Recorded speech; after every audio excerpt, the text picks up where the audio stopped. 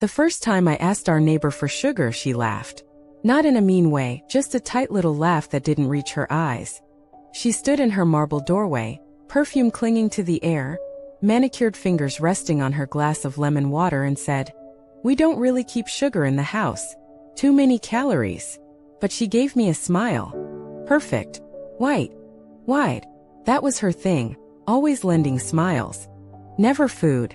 Never help. Just smiles. Her name was Vivienne, and she lived in the sleek modern house 2 doors down. Big windows, 0 curtains, like they wanted everyone to watch but see nothing. We were not like them. I'm Nora, and I live with my husband Callum and our son Jamie in a small, older home we're still paying off. Our kitchen light flickers sometimes. Our fridge hums too loud, but we love it. Even if we don't have Vivienne's designer mailboxes or imported outdoor lights. Still, we smiled back. Always. That's how the neighborhood worked. Please subscribe to our channel and tell me in comments from where are you watching this video. Vivienne waved at us every morning from her glossy white SUV. Her husband Henry, though, he never waved. He came home late every night, stepping out of expensive cars with tired eyes and expensive shoes, walking past his wife like she wasn't even standing there waiting. He'd nod at us sometimes. A nod that meant nothing. A nod with full pockets and empty hands. And then the noises started. Late at night, when the neighborhood was asleep, I'd hear it through our bathroom window. Raised voices. Muffled sobs. One night a crash. One night silence so loud it rang in my ears. Still, the next morning Vivienne would wave. Her lipstick perfect. Her dress pressed. And that smile, the one that made me wonder what it was hiding. Then one day she knocked on my door. Not with cookies. Not with a favor. But with a single question that made my skin crawl. If I disappear, would you notice? I stared at her, that question echoing in my hallway like a bell dropped in water. If I disappear, would you notice? Her voice hadn't shaken. Her face was calm, too calm. That same smile curled at the corners of her lips like it was glued there. But her eyes looked like they were already gone. I opened the door wider. "Vivienne, do you want to come in?" She paused, her fingers curled lightly around her gold bracelet. "No, thank you," she said, glancing over her shoulder. "Henry's home early today." And just like that, she turned and walked away. Smooth. Controlled. Like she hadn't just dropped a ticking time bomb into my living room. I closed the door and stood there, trying to breathe through the cold tightness in my chest. Something wasn't right. Something hadn't been right for a long time. I had just convinced myself it wasn't my place to ask. That night I couldn't sleep. I watched from my bedroom window as Henry's car pulled into their driveway. He didn't rush inside. He sat in the driver's seat for a long time, staring ahead. Then he stepped out slowly, adjusting his coat, checking his reflection in the window. When he finally walked into the house, the porch light flicked off behind him. The next morning, Vivienne didn't wave. Under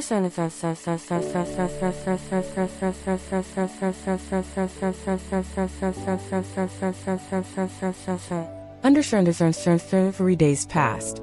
No morning runs. No lemon water by the porch. No carefully curated outfits or forced smiles. Her mailbox overflowed. Her trash bins stayed empty. The only sign of life at that house was Henry, leaving early, returning late, and looking more polished than ever. On the 4th day, I couldn't take it anymore. I knocked on her door. No answer. I rang the bell twice. Still nothing. I glanced around and noticed a package sitting by the side, dated 4 days ago. Unopened. I stepped back, heart racing. Something was wrong. Very wrong. I went home and told Callum. He shook his head. Maybe she's visiting family. Or out of town. She wouldn't leave without saying something, I whispered. Not after what she said to me. Callum frowned. What do you mean? I told him. About the knock. About the question. About the smile that didn't reach her eyes. His face paled, but he stayed quiet for a long time. Then he said, "If you really think something's happened, call the non-emergency line. Just ask for a welfare check." So I did. I gave my name. My address. I told them she hadn't been seen in days and that I was worried. They said they'd send someone to take a look.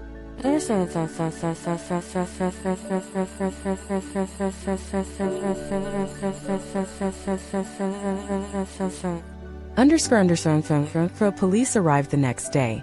Just one car, just one officer. I watched from behind my curtain as he knocked. Henry answered the door, all smiles and calm explanations. A business trip. A surprise spa weekend. She's fine, I heard him say. She needed a break. She left in a rush. No suitcase had left the house. No taxi had shown up. No one had seen her go. The officer nodded, jotted something down, and walked away. That was it. I ran outside as he was getting into the car. Did you see her? Did she come to the door? He shook his head. The husband says she's okay. Didn't seem like there was enough to warrant a forced check. If she's in danger, she'll call. But she couldn't call. Not if she was already gone. That night I couldn't sleep again. I walked the hallway, checked on Jamie, stared at the ceiling in the dark. Something kept clawing at me, that moment in my doorway. Her flat voice. The question. The way she didn't blink. I finally sat down at my laptop and searched Vivienne Holloway. There were no news articles. No blog posts. No professional website, despite the way she dressed like someone who belonged to a boardroom. But when I dug deeper, I found something. A short article. 7 years ago. From a town upstate. Different last name. Same face. Local woman vanishes weeks after filing restraining order against husband. Her name back then had been Vivienne Clark. And her husband's name was Jonathan Clark. I clicked through the archived photos, a grainy shot of a wedding, then a news capture of a man being questioned. The article said he was never charged. She had withdrawn the order and disappeared the same month. I leaned back, breath caught in my throat. My Vivienne, our Vivienne, had disappeared before. And now I was certain she hadn't gone to a spa. She hadn't left by choice. She had vanished again. The next morning I couldn't pretend anymore. I stared at the old article still open on my laptop, Vivienne's eyes staring back at me through a photo 7 years old. The headline might have faded, but the fear in her eyes hadn't. I saw it now, the same look she gave me when she stood on my doorstep and asked if I disappear, would you notice? She'd already lived this once. Changed her name. Changed her story. And now it was happening again. And I couldn't let it happen a second time. I didn't tell Callum everything. Not yet. He would have tried to protect me, to talk me out of getting involved. But it was too late for that, I already was involved. I couldn't sleep. Couldn't sit through dinner. I kept looking out our window, watching their house, waiting for something. A sign. A light. A voice.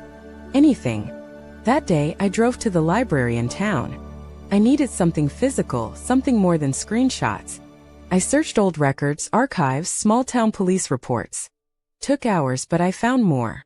Vivienne Clark had lived in Maple Ridge, a small town 3 hours north. She had filed a police report for domestic abuse. The report said, severe emotional manipulation, financial isolation, and fear for safety. She had a bruised wrist when she filed it. And her husband, Jonathan Clark, had been cooperative, wealthy, and well-connected, according to the notes. He denied everything. Said she had emotional issues. Sound familiar? I dug into property records next. That's when the truth kicked me in the gut. Henry Holloway, the man who lived next door, who smiled at block parties and came home with full pockets and empty hands, was Jonathan Clark. He changed his name a year after Vivienne's case went cold. Sold everything in Maple Ridge. Moved here. Rebranded as Henry. Started over like nothing happened. But she had followed him. Or maybe he found her again. Either way, they were living next door like ghosts from a crime scene, and no one had any idea.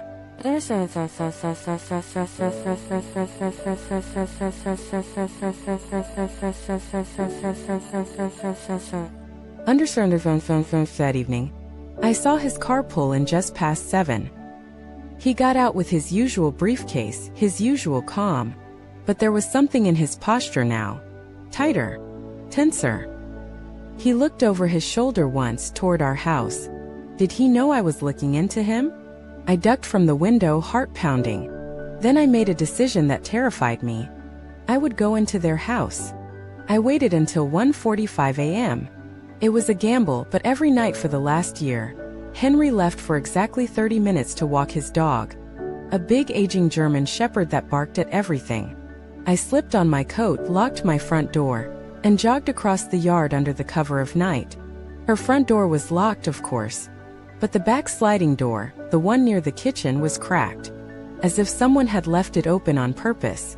My heart jumped into my throat. Vivienne? I slipped inside. The house was spotless, every surface polished, every photo staged. Not one picture of them together, not one that looked real. I crept through the dark, my flashlight low. Vivienne, I whispered. Nothing. I reached the staircase. A light was on upstairs, just one behind a half-closed door. I climbed slowly, heart pounding, each step louder than I wanted. I pushed the door open. It was a walk-in closet. Huge. But not just for clothes. There were locks on the inside. A small pillow and blanket on the floor. A water bottle half full. And on the wall scribbles. Names. Words. Etched in pen and fingernail. At the center. I am still real. My breath caught. I turned around fast, and there she was. Vivienne. Standing behind me, thin, shaking in a gray robe. Her eyes swollen, her lips cracked. But she was breathing. Alive. She stared at me like I was a dream. You came, she whispered. I never stopped watching, I whispered back. Are you okay? Can you leave?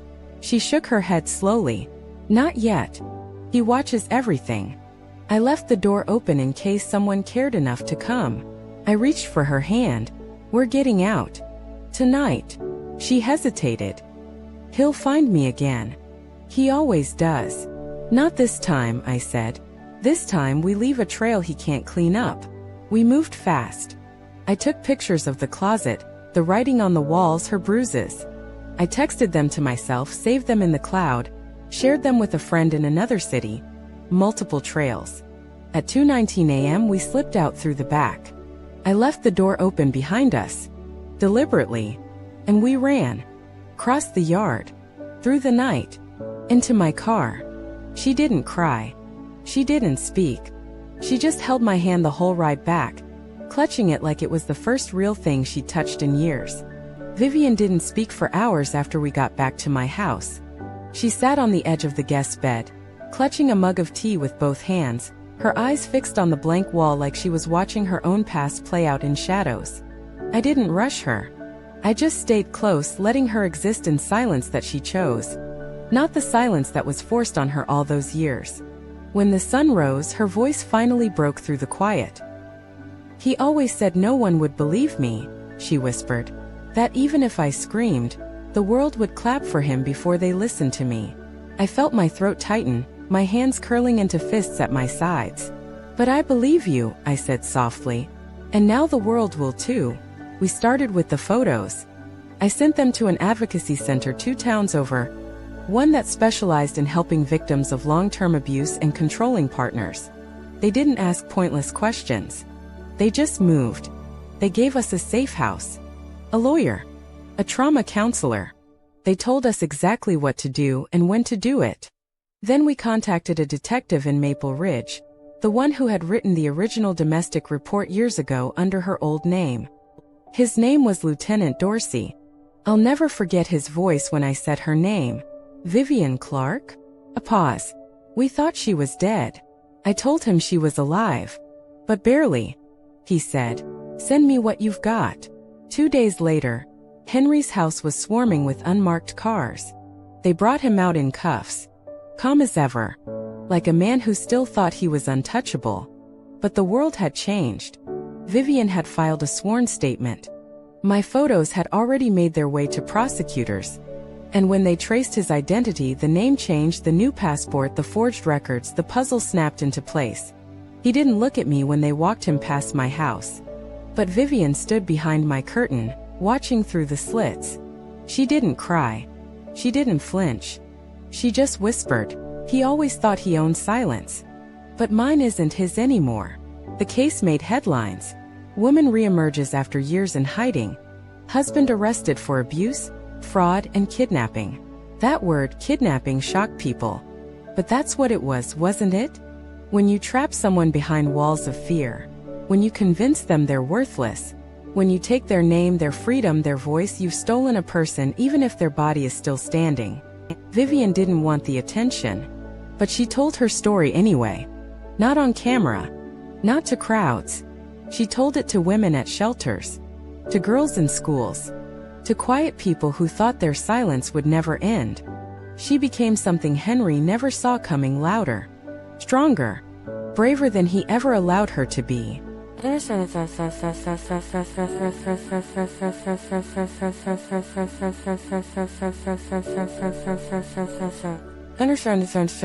For me, I kept the curtains open now.